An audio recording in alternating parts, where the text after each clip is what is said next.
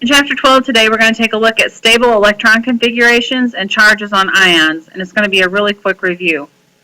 This is something that you've known since last year, that we look at the group 1 metals. We know that they always form a +1 cation, so they always lose 1 electron. Group 2 metals form a +2 cation by losing 2 electrons, and group 3, aluminum in group 3 always forms a +3 cation because it loses 3 electrons. So this is just common knowledge. Group 7 nonmetals gain an electron and form a -1 anion. Group 6 elements always form a -2 anion because they gain 2 electrons. Remember that all this gaining and losing is always done in order to make sure that they have the noble gas configuration, so they're more stable.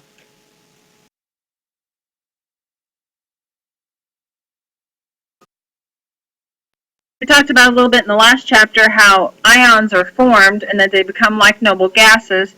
So we look at this and see that atoms in stable compounds usually have a noble gas electron configuration. That's their whole goal, is to be stable like a noble gas. We also know that metals tend to lose electrons, and they reach noble gas configuration when they lose electrons, and the metals then become positive.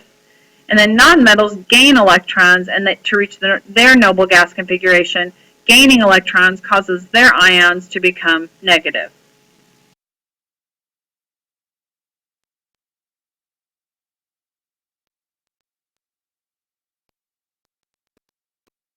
Okay, so this is a chart from your book, and this just shows that sodium forms a +1 ion by giving up an electron.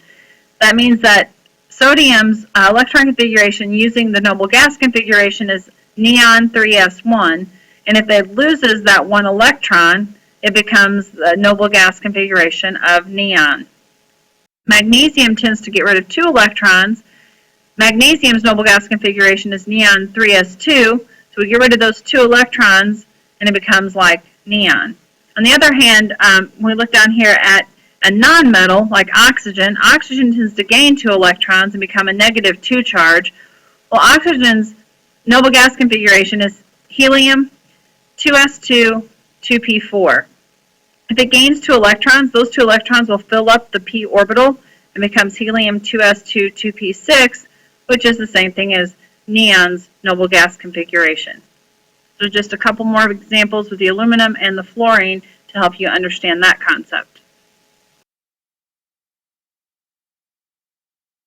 So, well, let's look at how to decide what the electron configurations of ions would be. So the representative or main group metals form ions by losing enough electrons to achieve the configuration of the previous noble gas. Nonmetals form ions by gaining enough electrons to achieve the configuration of the next noble gas. So while metals go backward, the nonmetals are the ones that go forward by gaining electrons.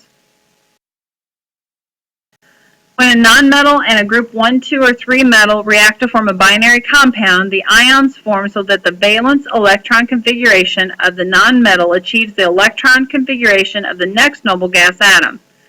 The valence orbitals of the metal are emptied to achieve the configuration of the previous noble gas, which is just reiterating what the last slide said.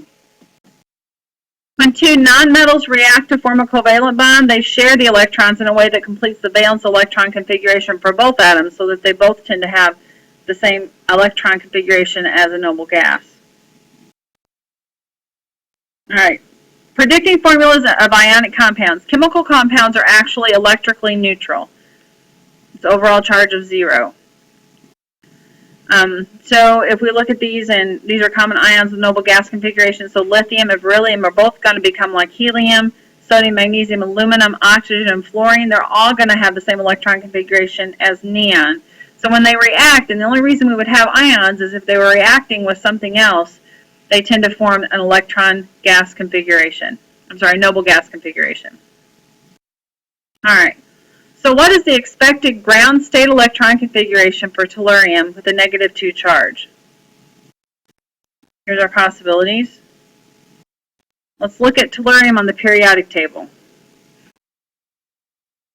So if we look at tellurium with a -2 charge, the noble gas that comes before it is krypton. So it would be krypton 5s2, 4d10, 5 P4. Notice A is the only one that's like that, so that would be the electron configuration of tellurium. The -2 charge, it would be krypton 5s2, 4d10, 5p6, because it gained 2 electrons, become 5p6, and that becomes like the next noble gas when that happens. So tellurium, the element would be this, and tellurium, the ion, would be this. So the answer should be C. So what's the electron configuration for the most common stable form of the sulfur ion in an ionic compound? Here's our possibilities. It's a good time for you to pause the video and write that out for yourself and then check to see if you get it correct. So the correct answer to this would be D, 1s2, 2s2, 2p6, 3s2, and 3p6. Remember, they asked for the sulfur ions. You have to make sure you add the 2 electrons to it, and that's why we have 3p6 instead of 3p4 like the one above it.